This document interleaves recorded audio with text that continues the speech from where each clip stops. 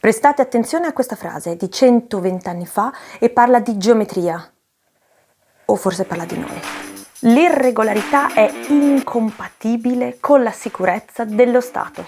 Non vi è dubbio che la vita degli irregolari sia grama, ma che sia così lo richiede l'interesse della maggioranza. La fantastica copertina di oggi è Flatlandia di Edwin Abbott. Abbott si inventa una società composta esclusivamente da figure geometriche. È una società molto rigida, dove l'essere regolari, essere figure regolari, un triangolo equilatero, un quadrato o nel migliore dei casi un cerchio, è fondamentale per essere rispettati. Più lati si ha, regolari tutti uguali, più si è importante nella società, fino ad arrivare a qualcosa che assomiglia a un cerchio. Utilizzare le figure geometriche per rappresentare i cittadini è un trucco molto potente, oltre all'ironia rispetto alla società vittoriana nella quale si inseriva questo testo, cioè del 1800, ben prima dei totalitarismi e delle guerre mondiali che noi abbiamo visto.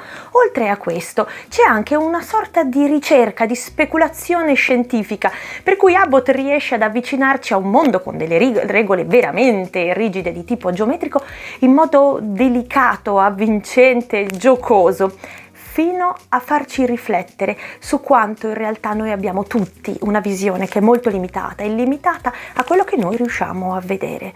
Ma cosa succederebbe se esistesse un'altra dimensione? Ecco, il testo è riuscito anche a instillare l'idea che ci possa essere qualcosa di superiore, una dimensione superiore. Non corriamo, ma cerchiamo almeno di capire come è fatta questa società, che ci serve per capire poi tutto il senso del testo. È una società piatta.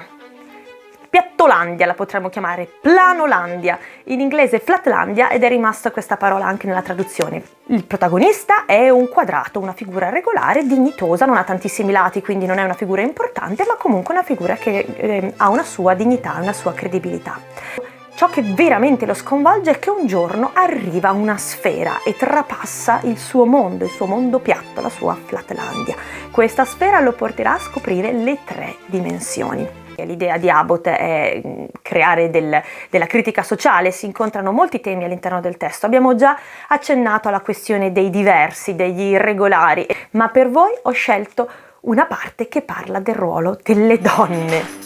Chi sono le donne in questo mondo? Che forma hanno in quanto figure geometriche? E perché sono ritenute limitate, pericolose o devono essere limitate? Se anche voi ritenete che tutti questi argomenti siano interessanti e abbiate voglia di rotolare con noi, iscrivetevi alle Ruote Quadrate e commentate con le vostre opinioni mentre io comincio a leggere.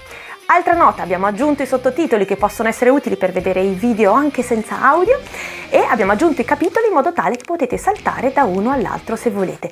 Saltiamo subito alle nostre donne geometriche. Le nostre donne sono delle linee rette. I nostri soldati e gli operai delle classi inferiori sono dei triangoli con 2 lati uguali, lunghi e uno di base corto, sono appuntiti. Se i nostri acuminati triangoli della classe militare sono pericolosi, se ne può facilmente dedurre che le nostre donne lo sono ancora di più, perché se un soldato è un cuneo, una donna è praticamente tutta punta, un ago. A questo punto i rischi a cui siamo esposti dalla presenza delle donne saranno evidenti anche all'intelletto meno pronto di tutta la Spaziolandia. Se l'essere semplicemente toccati dal vertice di un soldato semplice comporta un rischio mortale, che altro ci si potrà aspettare dall'urto con una donna se non la distruzione totale e immediata? Le leggi riguardanti le donne sono dunque, come è naturale, assai severe. Ma dal seguente sommario ci si potrà fare un'idea generale di questo codice. 1. Ogni casa deve avere un ingresso dal lato orientale riservato esclusivamente alle femmine, dal quale ogni femmina entrerà in modo conveniente e rispettoso, senza mai usare la porta degli uomini, quella occidentale. 2.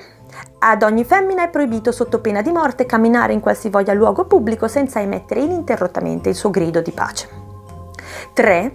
Ogni femmina che risulti in seguito a debito accertamento affetta da ballo di San Vito, da attacchi isterici, da un raffreddore cronico accompagnato da stornuti violenti o da qualsivoglia altro comportamento e movimenti involontari, deve essere eliminata all'istante. Se l'umore delle donne viene troppo esasperato dall'essere confinate in casa o da regolamenti oppressivi quando escono, esse sono capaci di sfogare il proprio malumore sui mariti e i suoi figli.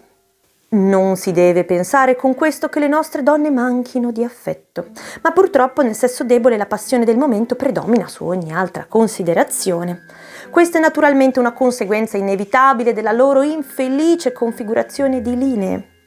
Dato che esse non hanno nemmeno la più piccola pretesa di un angolo, inferiori in questo anche all'infimo dei triangoli isosceli, ne consegue che sono del tutto prive di facoltà raziocinanti e non hanno né potere riflessivo, né giudizio, né capacità di previsione, né quasi memoria. Circa 300 anni fa il Gran Circolo decretò che, dal momento che le donne sono deficienti nella ragione ma sovrabbondanti nelle emozioni, non andavano più trattati come esseri raziocinanti, né dovevano più ricevere alcun tipo di educazione della mente. La conseguenza fu che ad esse non si insegnò più a leggere né a maneggiare quel tanto di aritmetica che le mettesse in grado di contare gli angoli del marito o dei figli, ragion per cui le loro facoltà intellettuali sono venute decadendo ogni generazione di più. E questo sistema di non educazione o di quietismo femminile continua a prevalere. Il mio timore è che questa politica, benché nata con le migliori intenzioni, sia stata portata così avanti da avere effetti nocivi sul sesso maschile. Perché la conseguenza è che, dal punto in cui stanno ora le cose, noi maschi siamo costretti a condurre una specie di esistenza bilingue. Vorrei quasi dire bimentale. Con le donne parliamo di amore, dovere, giusto, sbagliato, pietà, speranza e di altri concetti irrazionali ed emotivi che non esistono e la cui invenzione non ha altro scopo che il controllo delle esuberanze femminili. Ma fra di noi e nei nostri libri abbiamo un vocabolario completamente diverso. Potrei quasi dire un gergo.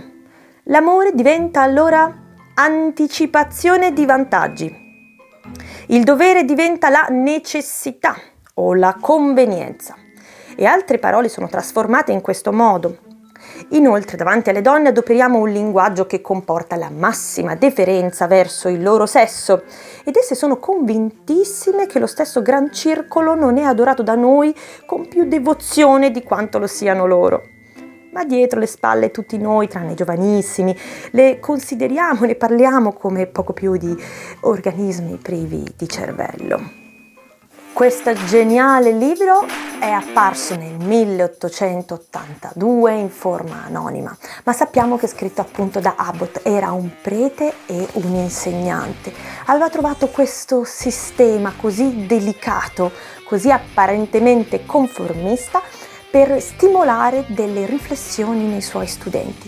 Più le frasi erano conformiste, avete ascoltato qualcosa sulle donne, più l'assenza di una risposta precisa spingeva gli studenti evidentemente a porsi delle domande. Se siete degli insegnanti, vi auguro di trovare un vostro modo per porre le domande agli studenti, stimolare una riflessione e provare a portarla avanti insieme, a educare, a condurre verso delle risposte. Questa è la potenza che possiamo apprendere dai libri che chiamiamo classici. Cos'è un classico?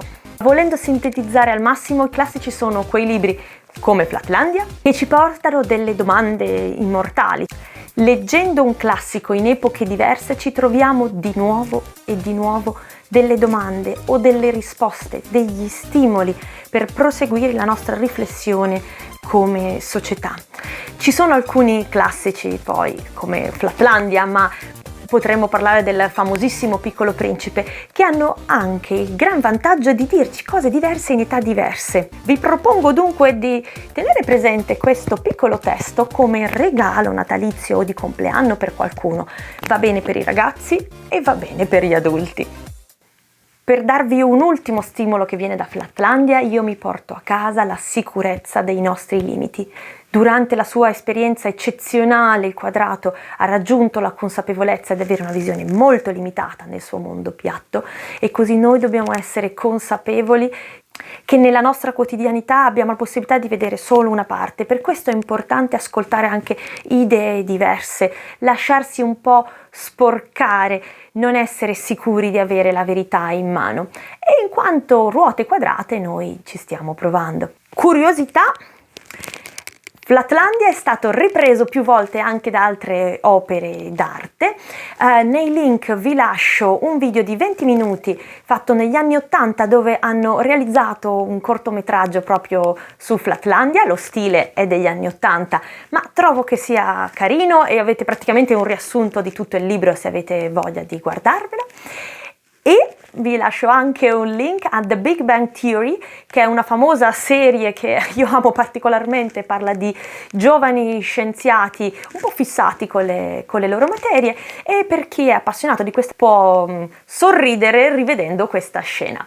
Vi saluto, vi aspetto nei commenti ed è una gioia trovarvi come sempre rotolate con noi. Ciao!